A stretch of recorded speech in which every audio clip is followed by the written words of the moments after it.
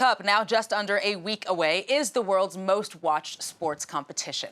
But between accusations of corruption and rights abuses in this year's host country of Qatar, the 2022 World Cup is arguably among some of the more controversial.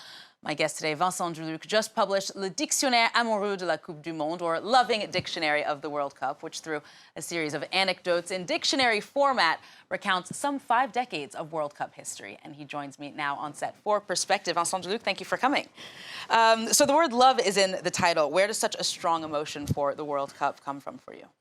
Oh, it comes from my childhood and my first time, which was the 1970 World Cup in Mexico and Pelé and the Brazil, and there was kind of magic I was 7 and it never left me. So I know in your book you talk about the 70s, like you say, on. What do you think in general sets the World Cup apart from other international sports competitions or even other regional football competitions? I think there is no higher competition than the World Cup. It can only be compared to the Olympic Games, but it is the biggest moment in the sporting life, and maybe as well the biggest moment in a journalist's life. Why do you think it's more popular than the Olympic Games, for example? I'm not sure it's more popular, but it's really it's universal, and Olympic Games are quite universal too, but. I think it's everybody plays football on the whole planet. You don't have to have a real ball. You don't have to have a real post to play with. So yes, it's so easy to play football, and and there is football all the time on the TV everywhere. What do you think are some of the most striking or memorable moments over the past few decades in World Cup history? I think it's maybe Pelé in 1970, of course Maradona in 1986. Maybe Ronaldo, the Brazilian, in 2002. And in a French perspective, of course, the World Cup in 1998 in Paris.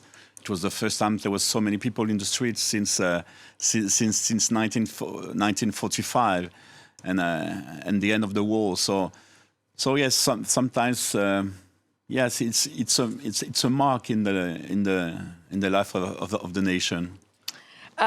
What do you think are some of the perhaps more disappointing moments for you, both as a sports journalist and as a football fan? Well, in the French perspective, it was the World Cup 2010 in South Africa, where the French player went on strike, and so it was really a shame for the shame. Yeah, really, it was a shame for the whole French population, and it was the first time there was a TV, the information TV on live. So it was minute by minute. It was yes, really, it was a shame. And I think if you love football, I think this one, this World Cup, yes, it's quite an embarrassment, really. There was so many corruption before, so many problems with the workers. So. It's very difficult to be still in love with the World Cup, but I would try to be.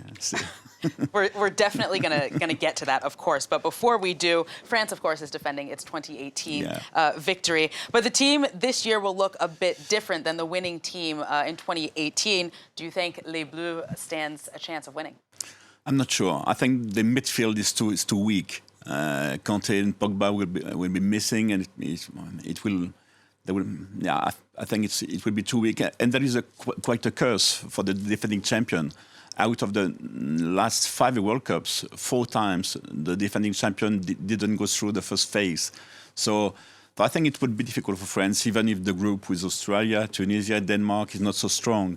But there is this curse. There is those old players who will be missing. And the French have just won 1 of the last 6 games before the World Cup, so it's not very positive dynamic. Who do you think are the favorites? Well, when we don't know before World Cup, we always answer Brazil. Yeah. So I think it would be Brazil, yes. Okay. So you mentioned this earlier as when you said that Qatar is essentially one of the more disappointing World Cups for you this year. What do you think of the boycotts? I think it's useless. It's useless. It never worked. The only boycott who worked was not only a sporting boycott, it was a boycott against apartheid in South Africa, of course. And it worked because it was the whole world, in whole fields, economic fields, military fields, every field. But before the World Cup, there would be a boycott only of the World Cup. But the world will still go on all other fields. So yes, I think France will still work with Qatar for Paris Saint-Germain for the hotel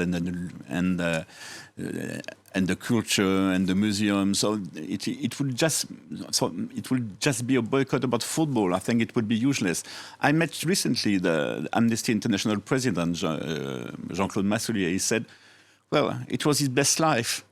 He never had so many people who helped him to improve the things in Qatar. So he said, I'm not in favor of the boycott. It's useless. So I listened to him, and I think it's useless.